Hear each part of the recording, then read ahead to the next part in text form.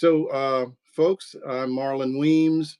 I publish the Journeyman on Substack, a newsletter that's basically focused on American culture, the economy, politics, and anti-Black racism. And I've been doing it for about 5 years now. And a few weeks ago, I encountered Mr. Kahlil Greene on my feed, and I was like, "Who is this Gen Z historian? I've never heard of this guy." And I have to say, he is a quite an impressive young man.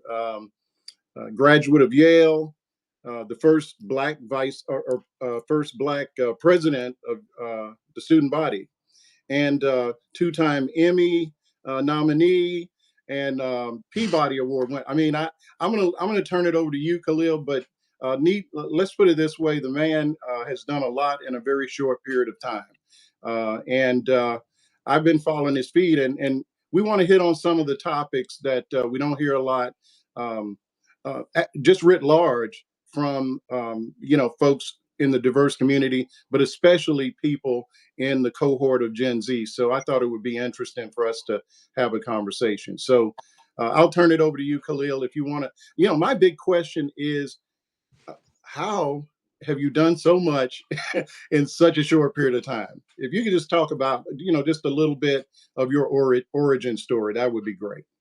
Of course. I mean, thank you so much for having me. As we were discussing earlier in like the pre-conversation, this actually is my first live on Substack.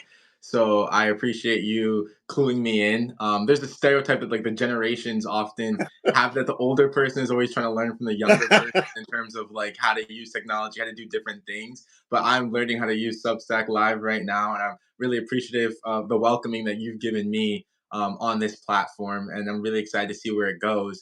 To answer your question, I really started on TikTok. So I'm what you can call a TikTok refugee. I'm one of those who, after January 19th and seeing that TikTok was banned for a time and seeing the impending ban that'll happen, we really wanted to diversify where we're reaching our audiences. And for everyone that looks different, there are some people that would go on to Twitter or X. There are some people that would just leave social media entirely, finding a job in real life, and there's some people like me who are more in the academic space who have used social media academically, who really saw a room on TikTok for us to join and share our ideas in long form and reach a really new audience. I mean, there's such a divide, I would say, for better or worse, between the audience that I have on TikTok and Instagram and on Substack. And just to reorient myself to answer your question, so I'm from Maryland, Montgomery County, Maryland, which is, fun fact, ranked one of the most diverse places in all of America. So I've always been interested in the differences between cultures, the difference between race, ethnicity, and of course the power dynamics at play between each of these groups. So I read a lot about American history, a lot about different cultures that make up America. When I was in college, I studied history, so I got my degree in history from Yale University, where I graduated in 2022. When I was a student, I also served on student government as the first Black student body president at Yale, and it's over 318-year history at that time. And that lasted through the pandemic, through George Floyd's murder. So it platformed me as a activist, a student activist, and also a national activist, came together at the right time. And then in 2021, the year after, on a whim, I just started making TikTok videos about some of the lessons that I was learning in school, some of the lessons that were broken out by my professors, and people really gravitated towards it. So I branded it as this idea of hidden history, which are the Okay. creepy, crazy, and covered up parts of American history we never learned in school. And the rest, I guess, is history. That's wonderful. So I actually did I see that at some point, um, former President Biden invited you to the White House.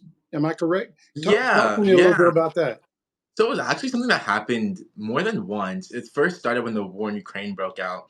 Under his advisors, his younger advisors, I should say, President Biden decided to invite TikTok creators, 30 of them, to a national security briefing about the war in Ukraine to disseminate information about it.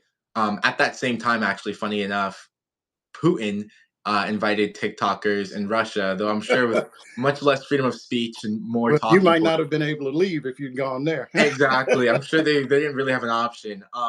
And so it was like this war on TikTok, and I kind of pinned that as like one of the first moments where an administration really work with content creators. We're seeing it now with like the Hmm. Trump and the Epstein files, and how he invited creators to talk about, or to his signing of the transgender in sports bans. But I think that really started with the Biden administration. And after the war in Ukraine, it was when they signed the Inflation Reduction Act. And then thereafter, as a part of the campaigns and the DNC.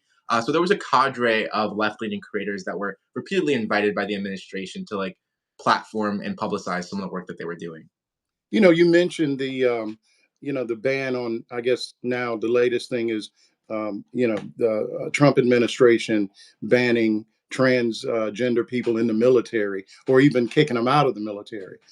And that I have always viewed that as it's really a non, there's nothing to it to me. I mean, when you look at sports, I've read that, in the entire NCAA, maybe there are, I don't know, 10 transgender athletes at most. So to me, it's a non-issue that makes a great talking point, I guess, for a certain sector of people. What are your thoughts on that? I noticed you had a post a few days ago where you kind of talked about it a little bit, but if you could expand. Of course. Well, I think one reason that I wanted to join Substack and that I enjoy being a content creator in this space is because it's not necessarily a youth thing, but I think it heavily correlates with youth to be super progressive, Mm. at least traditionally speaking. And when it comes to a lot of the issues that I've seen, once again, just experientially, like older folks talking about, even within the DEI space or within like the Black history space, it often has left gaps in some really critical conversations. So one of those gaps that we're talking about right now is like within the trans community, and how like the history of Black trans individuals and colonialism and gender divides and the gender binary, which can be terms that are, for someone who's like not necessarily familiar with these talking points, can seem really out there, like one of those woo woo things that you learn in a liberal college, or one of those things that the young people are talking about, the crazy blue haired liberals. But I'm a historian by trade, and a lot of these concepts, though they're perhaps a bit inaccessible at first and maybe confusing or daunting, or maybe even like just you want to avoid them, I think they are super important.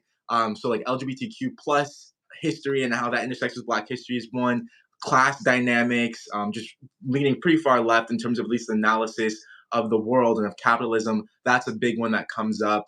And there's a few others. But when it comes to the trans conversation, the conversation on trans people, the post that I wrote was actually about the history of Black and Latine trans activists, specifically Marsha P. Johnson and Sylvia Rivera, who were alive and really thriving in the 1970s as vocalists and proponents for trans and gay rights. But what we're starting to see over time from the 70s until now is that there's been a rift. There's a sort of what JD Vance called in a podcast the normal gays, who are the quote unquote gay people, specifically, usually gay men, I white have to gay men. say, this may be the first time JD Vance has been mentioned on my live stream. Oh, wow. Okay. Well, he's No, an important. I'm just kidding. He has, but probably not in a good way. Yeah, yeah. I mean, that's as much as I would expect. But he's representative of this idea of the normal gay male who can fit into almost every single box that the Republicans would check off, except for being gay. Which over time, of course, they've been a little bit more lenient on. And the So we're more talking about like log cabin Republicans and those kind of guys. exactly the log Okay. cabin Republicans, there are even some Democrats that might otherwise fit this bill. So like Don Lemon, for example, perhaps, Hmm. though he doesn't have those politics, like presents himself as more like perhaps masculine. And I think on the other side of the things, we have like the trans kids or the trans people or drag queens who are more flamboyant, who embrace the theatrics known to the queer community that have always existed there. And this rift has come because a lot of the quote unquote conservative gays, the normal gays, their priorities are not to have solidarity with trans folks. Their priorities are getting the promotion at their job, or moving to some rich upper class area and getting away from the homelessness, and things that they would attribute to like the dirtier, more radical trans people and street workers, for example. And that's something that I'm really interested in digging into, because this plays into the same dynamic that exists within the Black community, for example. And it's called respectability politics, where the upper echelon, the talented tenth, if you will, often will distance themselves from who they see as ghetto and who they see as confirming stereotypes. And instead of having solidarity, they'll often bash those people for their own uplifting in their community. So I find that really interesting as an overlap. That's interesting. When you talk about that whole conversation, it reminds me of, and this is going back maybe a decade or so. Well, a little bit more than that, but I think his name was Ken Melman, who was, I believe he was. Uh, I want to say he wasn't the chairman of the RNC, but certainly way up in the upper echelon of Republican politics, led the charge of the anti-gay um, um, talking points, the anti-gay policies, and so forth. Left the party after Obama won, and lo and behold, he comes out as gay within a year and apologizes for everything. But it's like, okay, it's too late, dude. You've really you've really hurt your cause. So I think there's certainly something to that sort of conformist politics, I guess, as you mentioned.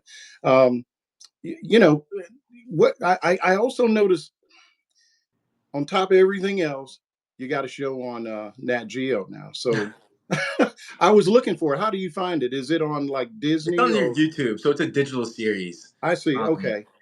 Yeah, I can talk a little about that. So that show is called Hidden History, which is the Right. same brand as my TikTok series. For that, it's not political. So I want to like preface it by saying Right. I that mean, we're I've not seen some of partisan the per se. clips. It just reminds me of any show you might see on Nat Geo. It's just Exactly. about hidden history. Exactly. So, perhaps not partisan is the right word, but what we do in that show is I go to four different cities in the United States.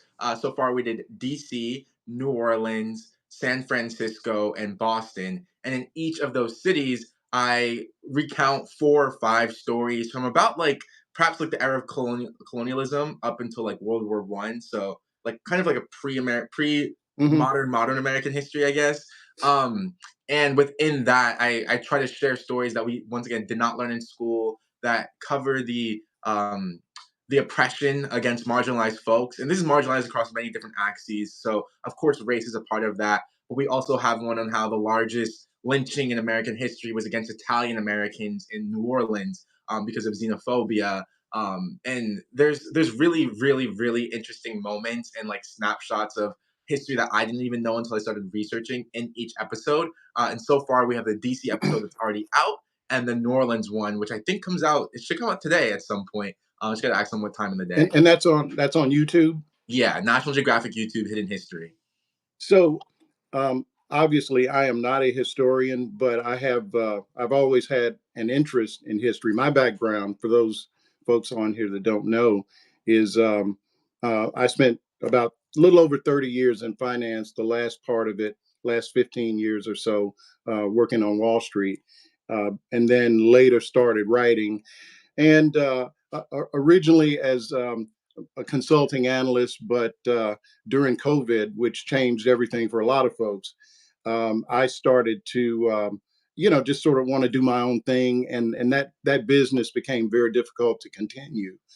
Just because of COVID, and so that was when I started my Substack during the pandemic. And one of the things that interested me was just this hidden history you talk about. Yeah. And I'm in North Carolina. About 20 miles away from me is Wilmington, North Carolina. Mm. And, as I mean, I did not really know the history of Wilmington and the Wilmington massacre and so forth. So I've written a little bit about, that and a few other things. So I'd be real interested, to the extent that you're aware of the Wilmington massacre. Um, I've talked about that, and then some of just the Red Summer and some of the similar upheaval. Every time black communities start to sort of rise up, they tend to get knocked down. What are your thoughts just on that phenomenon? Yeah, I reported a lot about the Wilmington insurrection actually after January 6th because I saw like a really interesting connection there. Hmm. For anyone who doesn't know, the Wilmington insurrection can be described in many ways, but the long short of it is that Black people at the time in the Republican Party were gaining political access. They were being elected to local, and I think at the time also state legislators. And in reaction to this, like white Democrats were absolutely furious about this happening. So they held multiple rallies. They had something that they at the time literally called, I believe, a white supremacist rally or white Oh yeah. supremacy rally. Like no holds barred. They did not care. And then they put it also, I think, in the Democratic handbook, the Democratic Party handbook in 1896 or 98, the year that it happened. I think the insurrection was actually in 1898, and they Yeah. had been literally just working their way up all the way. You know, it wasn't like a sudden thing. They Mm-mm. they campaigned on white supremacy, and they Yeah. had the backing of the news media at the time. Um, I mean, it's so blatant; it's really beyond belief. I will give Wilmington a little bit of credit to the extent that they've acknowledged and in fact, just sort of a little side note, I was actually in a play about a year ago, Uh-huh. and it was um, it was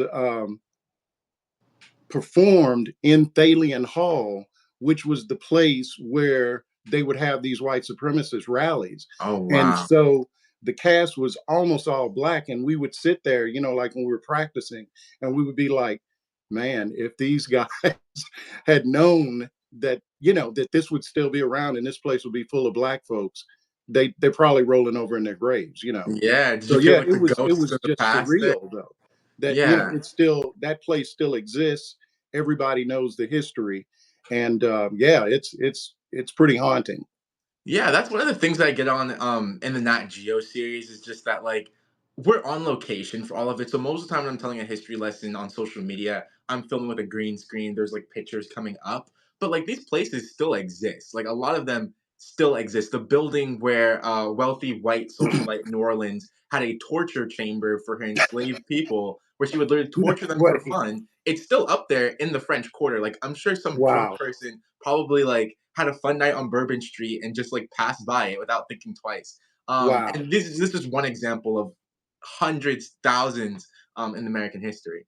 One of the things when I was working in New York, you know, for most of that time, I ran a small trading desk, and you know, five or six, you know, other traders that I managed, and you know, it's contrary to what people think. Basically, you're sitting there and you got five or six screens in front of you, and it's just guys sitting there, and you know, everything's electronic, and so you're talking to the person on either side of you about, you know, whatever. And one of the things that used to blow guys away was I'm from Arkansas originally, and I'm old enough to have, um, you know, experienced segregation and Jim Crow. And Mm, when you talk to people about that, I think the general sense is that, oh, that was 100 years ago, or, yeah. you know, nobody's alive that would know anything about that. But I didn't go to school with white people until I was in junior high school. Wow. I know it's Wow. crazy. And that's not 100 years ago. I mean, I know my beard's gray, but ain't that old. So, you know, that's, I mean, do you run into that a lot where, you know, people have this perception that all of these things are just in the past and we don't need to worry about it? Or, you know, what do you get? I mean, do you get that a lot?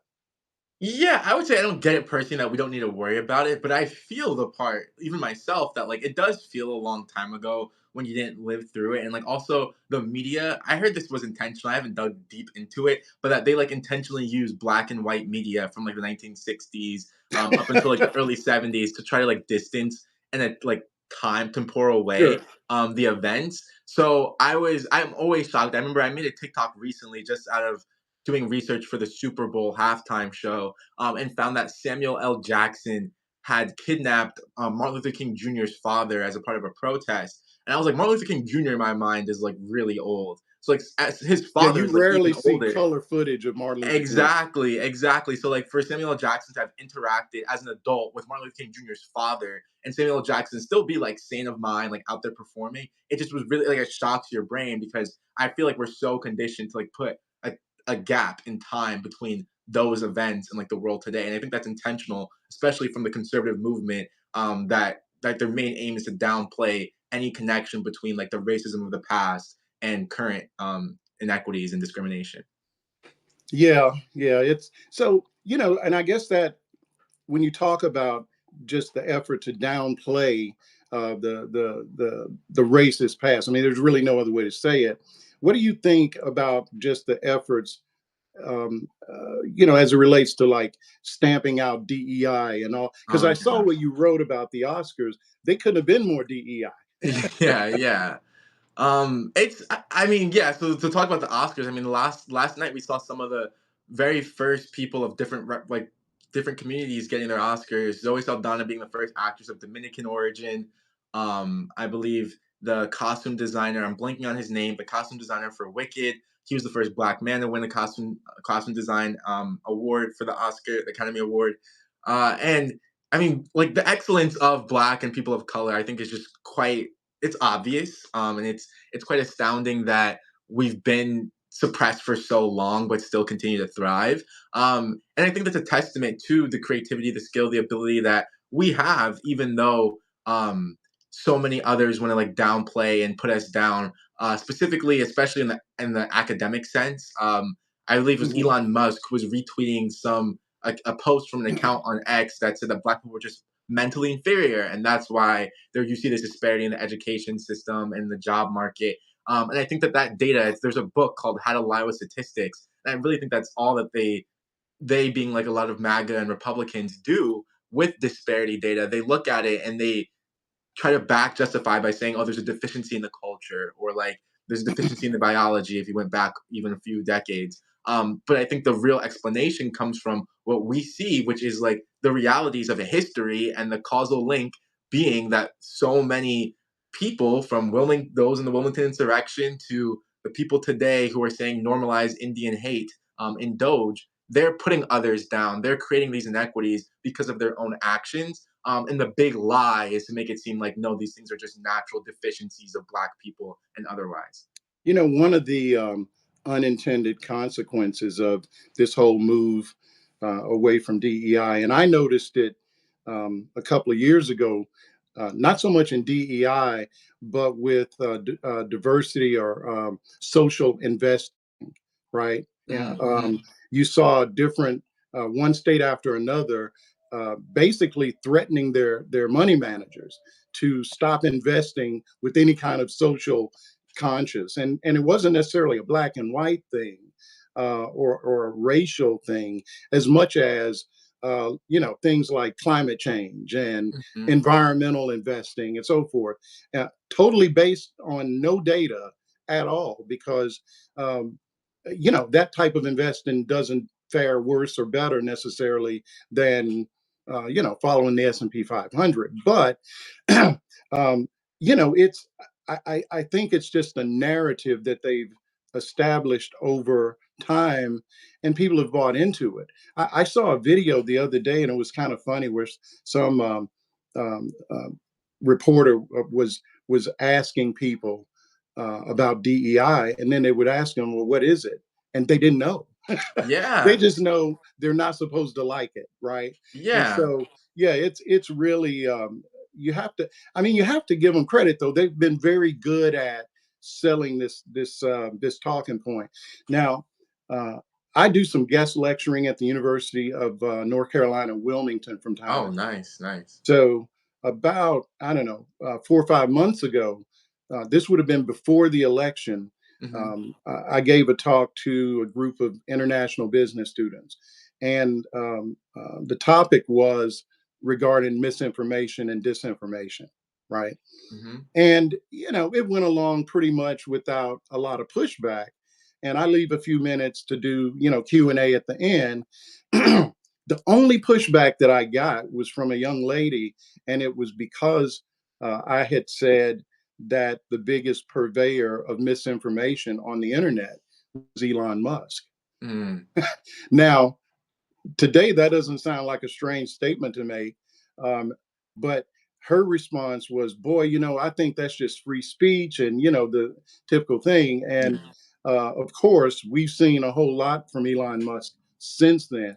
Um, but I just think it's interesting, once you control that data, how you're able to set the narrative. But if you have thoughts on that, I'd love to hear. Yeah, no, I definitely think Elon Musk is the large. I mean, I think now there's been like statistical analyses that have showed like the His reach own AI of says he his is. exactly his own. There you have it, right? Yeah, and I think like, and also I think the free speech is definitely just like a ruse. It's almost there's my favorite book. My favorite political book actually is like the book Animal Farm by George Orwell. It's a critique of communism, they, at least like generally speaking, and authoritarianism, which I think Sure. is more relevant. But there's like they all start off this revolution by saying, for anyone who doesn't know, it's about these animals who revolt against their farmer and try to build a utopian society. And in the beginning of the book, once the animals revolt, they have this line that says, "All animals are equal." Um, and like that's like supposed to be the thing. Like they all live under this guise. They all say the same thing. But as you start to see over time, like the animals have these disparities, and the pigs think they're better than the dogs, and they try to control everyone. And at the end, there's like this new line where it's like all animals are equal, but some animals are more equal than others. And it Hmm. just goes to show that wordplay can really be a determining factor in how people can like hide their intentions and hide their lies. Whereas like Elon Musk, he'll say, "Oh, I believe in free speech," but it seems like some speech is more free than It's more others when he free. like bans accounts that talk bad about him, or his algorithm promotes alt right content more than anything else. And I think it's all just like a game of words, and it really doesn't mean anything at this point. And hypocrisy is just abound right now. So what do we do about it? What do you think? I mean, how do we fight back? I mean, maybe sort of to answer my own question, maybe platforms like this are the way. I mean, Exactly. in the Stone Age, I was a major in journalism, and at the time, if you wanted to be a cameraman, somebody had to die because Mhm, everything was analog, and there mhm, was no digital media. So I think and as a matter of fact, the reason I'm on this platform is because of Twitter, because I had a pretty decent following on Twitter, but it got so toxic that it just wasn't productive to be on it for me. So I decided to make this my primary platform about, well, when they first launched Notes, I'd already started the newsletter, but when they mhm. launched Notes, I just said, well, this is a perfect opportunity for me to leave Twitter. But I wonder, um, I just look at what legacy media is doing in terms of bending the knee to Trump. And, you look at, to me, what looks a lot like extortion, where, there are two or three different lawsuits. ABC has just settled, I think, with Trump for, I forget how much, I think it's around $10 million that they're going to pay to his presidential library. And CBS looks like they're going to settle what are really frivolous lawsuits, but it's sort of like the price of admission to get him to lay off of you. So I think platforms like this allow for diverse thought. I don't necessarily agree with all of it, but it gives people like us the opportunity to build our platform and have um, a different way to communicate. I mean, we can sort of do it all right here in terms of long form, the ability to do things like this, and we're not really constrained. But I mean, are you finding that in terms? I notice you've built your platform in terms of subscribers pretty quickly. Yeah, Not to the point of TikTok, but quicker than most. yeah, I'm very grateful for that. I think it just comes from, like you said, like media will become decentralized. Legacy media is over for them. Like nobody likes them really. Like they suck. I guess those are three simple sentences, but I think they actually convey Well, what that people are you're not feeling. wrong. It's over for them. Nobody likes them, and they suck. So with that in mind, I think people are going to start gravitating even more towards like creators like myself, like yourself, who have these smaller platforms, but have authenticity, have some sort of accountability too, because people can comment on our stuff. Sure. In theory, on Substack, definitely on TikTok. People can respond to a post that we make with their own posts, critiquing what we're saying. So there's like forms of mutual accountability on platforms like this that just don't exist with a big media ecosystem. And also, I think legacy media is kind of digging their own grave with the way they've been treating a lot of their talent. So many people have seen these firings, whether it's Don Lemon or Joanne Reed. I'm not sure if Jim Acosta got fired or just left, but he's a huge name on here that left legacy media and so on and so forth. So at a time where people are already distrusting the media, both on the right and the left, they're also making some of the worst decisions they can make for their own reputations, both in terms of video media online and on TV, as well as newspapers like the Washington Post. So with that, I think the writing's on the wall. I think people are gonna really start to see that their best bet for getting accurate information that can both challenge and also confirm their worldviews is to go directly to creators. And that brings me, I mean, we haven't done this in a while or at all yet, but like definitely support us like as creators. Subscribers are the reason I'm able to put out content almost every day. All my content is free, but people give money as a like subscription if they want. Subscribe obviously to Marlon's news if you newsletter if you aren't as well, because that's how we keep going and that's how we stand up to legacy media. Yeah, that's a good point. I'm glad you brought it up. I guess a year or so ago decided, as I noticed as you have, is to just drop the whole idea of paywalling because Mhm. I mean, and that was one of the things that convinced me to go that route was, um, the idea generally that um, bad information tends to be free.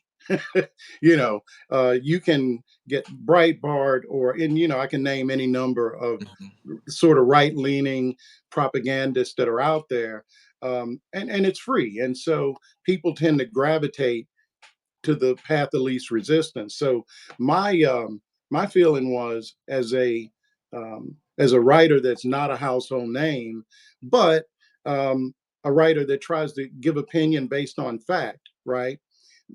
That if I paywall it halfway through, how are you going to know whether you really want to subscribe or not? You know Mhm. what I mean? And as you said, I think it makes it a lot easier to just put it out there and present the value and do things like this.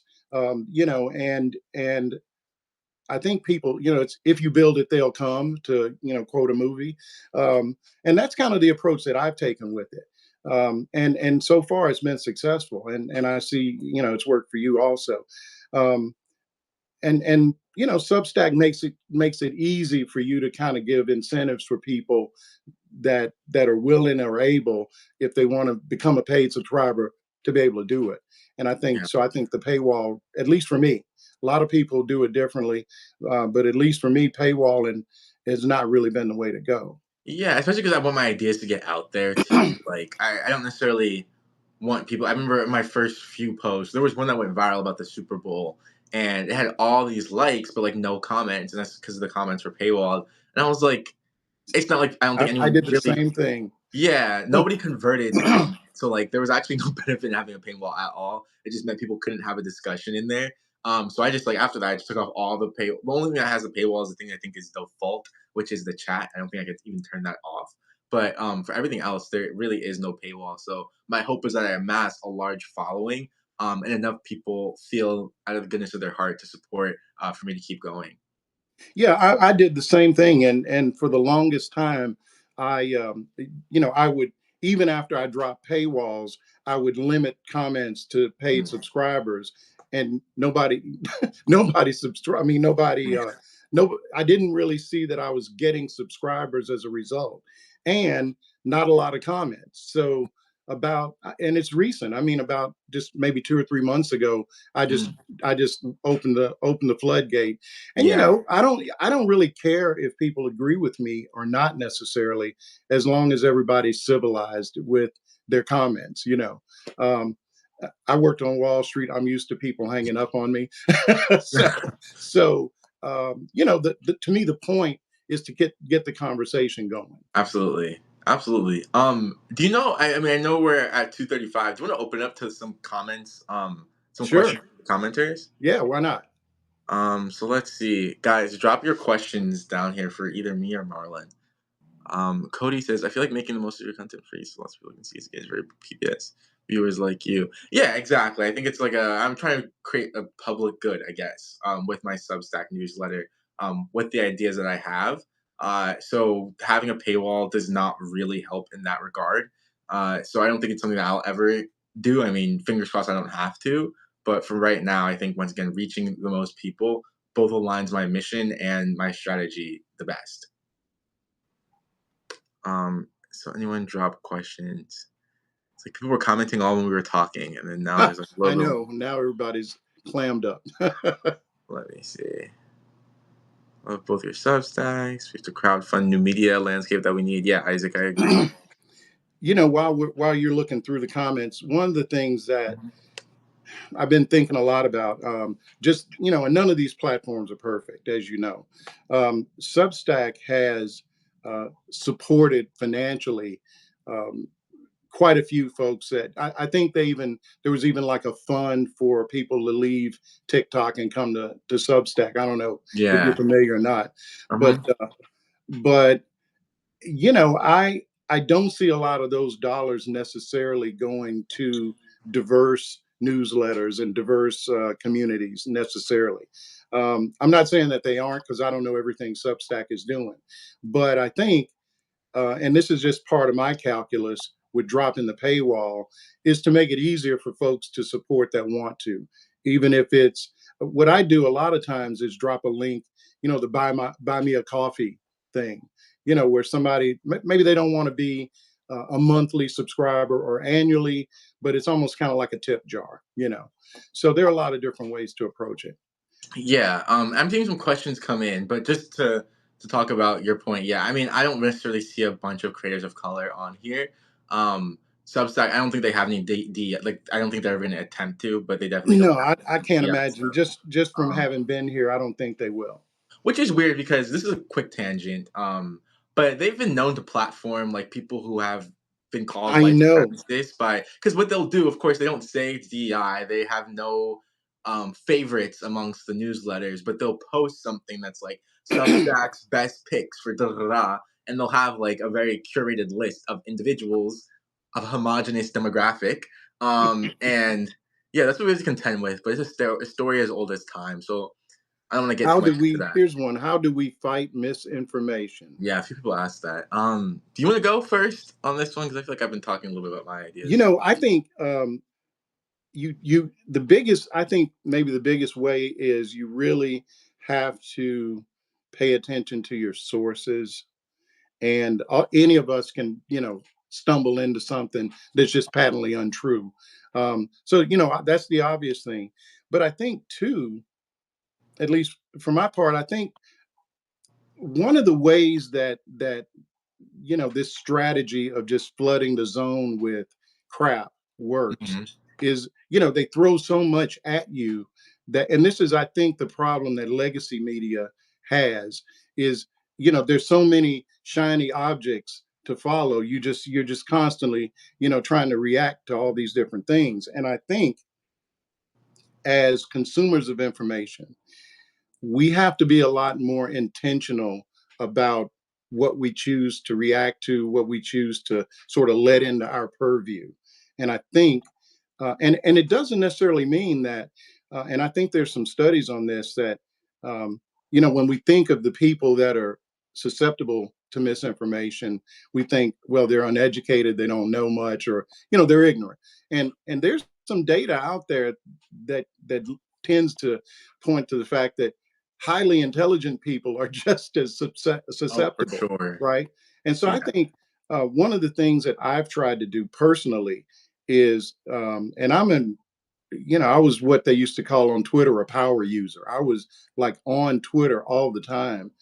And there's a temptation to react to everything. And you have to really resist that, I think, and sort of take a step back and figure out you know, what are the things that are really worth my attention? Yeah. Is it, Trump dressing up like Superman? Just all these things that they throw at you. You don't really have to respond to all of that. Can I interject really quickly? I have a Yeah, bit go of a ahead. hot take. Another thing that I've seen that correlate, like in my own experience, whatever selection bias might exist within this analysis, one thing that I have seen that correlates a bit with like demographic has also been like the approach to Substack. Like I feel like on your platform and mine specifically, like I've seen a lot of like thoughtful takes, historical analyses. We might dive into something that's not like top of mind for the news cycle. And I've noticed that a lot with like black creators on TikTok, but some of the more like, especially the big creators who happen to be like largely white, Democrat coming from legacy media, some of them, others coming from like TikTok. A lot of them are getting this like push, both from the company Substack through these curated lists that we talk about, but then also it seems like from whatever algorithm exists, and all they do is just like repost everything that Trump does. Like the whole I marketing know. ploy is just like every time Trump farts, it's like Trump farted. Da, da, da, da. Like Trump is bad. Don't get me Well, wrong, and but that's it's so the weird. thing about it. I'm sorry to interrupt, but the thing Yeah, about it is you're elevating the nonsense when you do that, right? exactly. When he says something that's not true, and then you're saying, "Hey, Trump said something that's not true." You're telling your. I mean, I don't want my people to know the bullshit. Pardon me. Yeah, I don't really want them to know the all the lies necessarily, um, because I just feel like if you think about it, like when you say something goes viral, right? I mean, a lot of this misinformation functions like like a real virus, right? yeah, I mean, people get it that don't necessarily want it, right? And so I've just tried to resist the urge to repost a lot of that stuff. I yeah. mean, I'll maybe know about it and then I'll decide, well, you know what, people are going to have multiple opportunities to hear this. I don't want them to hear it from me. Yeah. But that's because you have integrity. And I think the thing that people know, I a lot try. of these creators, again, someone just said it, Edward Holmes. Many writers are still hunting for clicks on Substack. Like they have I hate to like bring this dynamic, but at the end of the day, it's true. It's like rappers. Like some rappers are better than others. Like I do think some newsletters are empty. They're not critical and they're reposting headlines. Like that's the entire ploy because Substack has an economic model which, for all it's worth, like it has a lot of benefits, but also incentivizes this yellow journalism. Perhaps to an even worse degree because there's no editing board to look at it. And that's from a contingent of creators. Others use Substack in Hmm. a much more like wise way, a way that contributes to society. I believe you're like that. I try to be like that. My friend Taylor Lorenz, I would say, is like that. But it's kind of frustrating to see Substack seemingly have this like benefit and this preference for these like cheap journalists. you know, um, First of all, thank you. I appreciate the compliment. I coming from where I come from, and Wall Street has a bad reputation, finance in general. However, it's a regulated business, and so one of the regulations that will really get you in trouble, um, and people don't know about this, but there are rules against spreading rumors. Mm. So, I mean, because think about it, if you're running a trading desk and you want to maybe pump a stock up, all you do is just start telling people things that aren't true, right? And so yeah, there are rules against spreading rumors, which essentially is misinformation, right? So when I started writing, it wasn't in this format. It was as a subject matter expert for capital markets, and my focus was the financial technology landscape. So Mm-hmm. I'm writing white papers that are going to be consumed by the clients of people like Charles Schwab, Thomson Reuters. Mm-hmm. So you can't come in with nonsense. You've got to you can have an opinion, but you got to have your facts straight, or you're done. And so I still kind of that's what informs the way I write. Even though I'm writing my own personal opinion, I try to have enough foundational just factual data to make it make sense. Yeah. I saw an interesting question. What's your opinion on the success of Midas Touch? I'll let you answer that if you have a thought, because Well, I know he's the people beating who out Joe run. Rogan now in the pod, or they are in terms of podcasting, and that you may have actually already kind of addressed I'm not gonna that. say okay. So I know the people who run Midas Touch. I actually met them at the aforementioned like Biden Hmm. dinner stuff. Let Give me a me second to do it think on because that. I don't know Let's these do guys. let's do another live in a month. Let me do some research. Let me like sit with myself and like I mean, understand I more don't have perspectives of that. a negative comment. I think um, what I will say about them is that what's most interesting to me is it seems that they have grown their platform without like private equity behind them, or like I think it's grown organically. That's my understanding. And I remember Yeah. when they started out, I guess I was still on Twitter. Um, and they were just kind of like us, and they had, to me, um, sort of the perfect storm, if you will. I think one of them is an attorney. One of them is like a video media guy, Yeah. and I'm trying to think the third brother. They're probably in business or something. Yeah, so and I tell my wife, I've got a daughter that's about to finish college, and she's a creator, right? I would love to be able to hire her to help me make better videos, Yeah. to help me just from a content point of view, where I could just focus on writing stuff. And but these are great, but I mean, your videos are a lot better than mine. No, You no. know what I'm saying? I mean, I don't know Yeah. how to Yeah, I don't know how I to think do the green screen stuff, man. I yeah. just don't have time. And it would be great. And that's one of the things when we talk about, if people can or willing to pay for, become a paid subscriber. That's kind of where I'm trying to get to.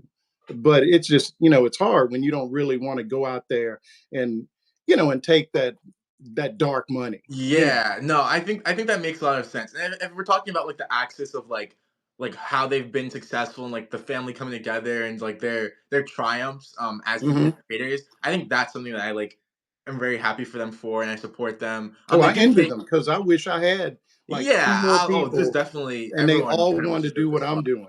Yeah, they're stepping in a very good space, and they also support a lot of smaller creators through like as like journalists and people to share messages from the Democratic Party. The only axis that like I feel a little bit perhaps uncomfortable, I have to think critically about is the like the what of the content. So like what some of these Yeah. takes are, what people are saying, how much they would critique the Democratic Party in a self sort of like what's the word like self-aware way. Yeah. Because I think that with the nature of what they do, I don't necessarily think there's like so much internal critique. I think it's all about attacking Republicans. I Yeah. think that can be somewhat detrimental at the end of the day. And I have to say, you know, I, and folks that have followed me for a while kind of know my politics, Hmm. um, which it's kind of strange given my background. People might expect, and over the years, I have supported Republicans back in the day, but these aren't the same kind of guys. That's just my view. Um, but at the same time, I, I think, in fact, something that I noticed yesterday just really kind of set me off about the way Democrats are operating right now. I feel like um, they're playing a video game. They're playing Mario 2 and we're over here on something else. I mean, Hmm. I wrote I wrote an article a couple of months ago, and I think the analogy was, they're kind of playing stickball and the Republicans are doing mixed martial arts. Oh It's yeah. it's just a whole different ball game. And I'm trying to think of the congressman that's um, doesn't matter. What happened was one of the guys on one of the Sunday shows, and the question was, he had voted for Marco Rubio. This is a Democrat. He had voted to confirm Marco Rubio, and the commentator asked him if he thought he had made a mistake given what just happened, last Friday with Ukraine Mhm. and so forth. And he said, "Yeah, I made a mistake," but the explanation that he gave was that he thought that Marco Rubio would push back on Trump more. And I was like, in the last 10 years, where is your evidence that that could possibly happen? Yeah, they're delusional.